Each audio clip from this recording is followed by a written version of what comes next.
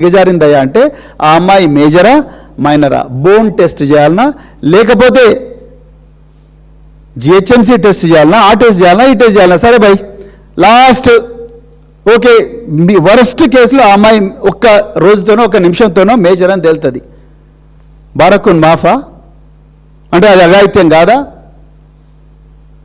ఇది అఘాయిత్యం కాదా చెప్పండి. నిన్న కల్వకుంట్ల కవిత గారు అమ్మా మీరేమన్నారు,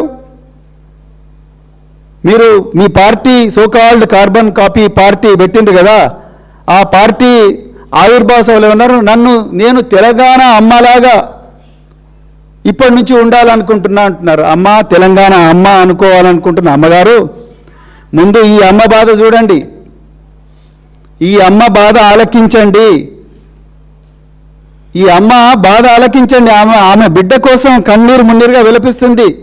ఆమెను ఓదార్చే నాదుడే లేడు. చుట్టుపక్కలంతా కూడా రాష్ట్ర ప్రభుత్వ పోలీసులు, మీరేమో రేవంత్ రెడ్డి ఇచ్చిన స్క్రిప్టు, బీజేపీ వాళ్ళు ఇచ్చిన స్క్రిప్టు కుల్లం చదివి మర మనిషిలాగా మీరు చదువుతున్నారు. మళ్ళా మా తెలంగాణ తొలి ముఖ్యమంత్రి, తెలంగాణ పోరాట యోధుడు, తెలంగాణ బాపు నామధేయుడైన కేసీఆర్ గారిని మీరు మర మనిషి అంటున్నారు. నిజంగా మర మనిషి మీరు కవిత గారు. ఒక చిన్నారి బిడ్డ, అన్నం పుణ్యం ఎరగని బిడ్డ తల్లడిల్లిపోతూ ఉంటే, తల్లికి ఏం చేయాలో తెలియకుండా ఉంటే, మీరు బయటికి వచ్చి బీఆర్ఎస్ వాళ్ళ అత్యుత్సాహంతోనే బీజేపీ వాళ్ళు ఇవన్నీ ట్రాలింగులు చేస్తున్నారండి. ఇక చూడరు, ఇవన్నీ ట్రాలింగులు చేస్తున్నట్టు బీజేపీ వాళ్ళు. కవిత గారు దయచేసి go to the facts of the case ma'am. On 8th May who gave the first complaint? Is it the mother of the victim or Bandi Sai Bhagirath? Who gave the complaint? It is Bandi Sai Bhagirath on the tip of by a senior police officer.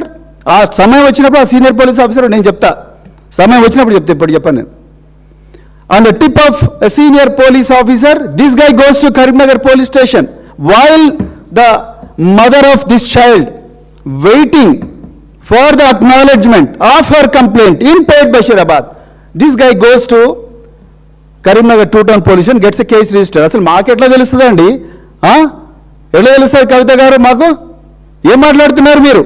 మాకు ఎలా తెలుస్తుంది? బండి Sai Bhagirath Karimnagar two-town police స్టేషన్కి పోయి, నేను ఈ అమ్మాయి అరుణాచలం పోయినాం, తిరుపతి పోయినాం, విజయవాడ కనకదుర్గమ్మ టెంపుల్ పోయినాం, మేము ఫ్యామిలీ ఫంక్షన్స్లో పోయినాం, అయినా కూడా ఈ అమ్మాయి నన్ను బ్లాక్మెయిల్ చేస్తూ ఉన్నది, 3 నెలల తర్వాత ఈమె ప్రవర్తనలో మార్పు వచ్చింది అని చెప్పి, ఈమె చెప్పిన తర్వాత కదా, ఈ బండి సాయి భగీరథ్ కరీంనగర్ పోలీసుల కంప్లైంట్ ఇచ్చిన తర్వాత కదా ఈ బయటి ప్రపంచానికి తెలిసింది.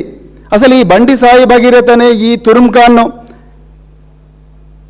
ఈ సచ్చీలుని బెదిరించిన ఈ మహిళ ఎవర్రా బాబు, ఈ కుటుంబం ఎవరు, వీళ్ళకెన్ని గుండెలున్నాయి అని చెప్పి తెలంగాణ సమాజం ముక్కున వేలేసుకొని అప్పుడు కొంచెం తవ్వుతూ ఉంటే అప్పుడు పేట్ బషీరాబాద్ బయటకు వచ్చింది. ఒక్క మీడియా కూడా రాయలేదండి. మీడియా సమావేశంలో చెప్తున్నాను నేను. ఎక్కడో చిన్న పత్రిక రాసింది, ఎక్కడో చిన్న పత్రిక, ఒక్క మీడియా కూడా రాలేదు. కరీంనగర్ పోక్సో కరీంనగర్లో మాత్రం ఈయన మీద 308 Class 5 మీద పెట్టిండ్రు. యాక్చువల్గా బండి సాయి భగీరథ్ ఎప్పుడు కూడా నన్ను గాయపరిచింది ఈ అమ్మాయి అని ఎక్కడ చెప్పలేదు. నేను నిన్న వనపర్తిలో చెప్పినా, ఇవాళ మళ్ళీ చెప్తున్నా. బండి సాయి భగీరథ్ తన కంప్లైంట్లో ఎక్కడ కూడా ఈ అమ్మాయి నన్ను చంపుతా అని లేకపోతే నన్ను గాయపరుస్తాను ఎక్కడ చెప్పలేదు. కానీ కరీంనగర్ పోలీసులు ఏం చేసిండ్రు? 308 Class 5 పెట్టిండ్రు. Class 1 Class 2 పెట్టాలి కంప్లైంట్ ప్రకారం. Class 1 Class 2 పెడితే అది బెయిలబుల్ కేసు అవుతుంది, మాకు స్టేషన్లో బెయిల్ వస్తుంది. Class 5 ఎందుకు పెట్టిండ్రు? 10 సంవత్సరాల జైలు శిక్ష.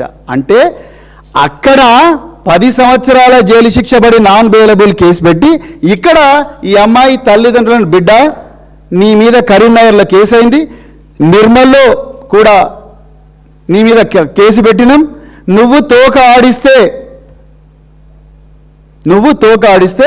నిన్ను లోపల వాడేస్తాం అని చెప్పి పంపించిన తర్వాత కదా ఇక్కడ అక్కడ అయిపోయిన తర్వాత ఇక్కడ పోలీసు వాళ్ళు కుట్రపూరితంగా Pet Basheerabad commissioner of police Cyberabad, Pet Basheerabad ACP, Pet Basheerabad DCP, Pet Basheerabad inspector వీళ్ళందరూ కూడా పలుకొని section 11 and 12 of POCSO act పెట్టిండ్రు. కేవలం 2 సంవత్సరాలు లేదా 3 సంవత్సరాలు.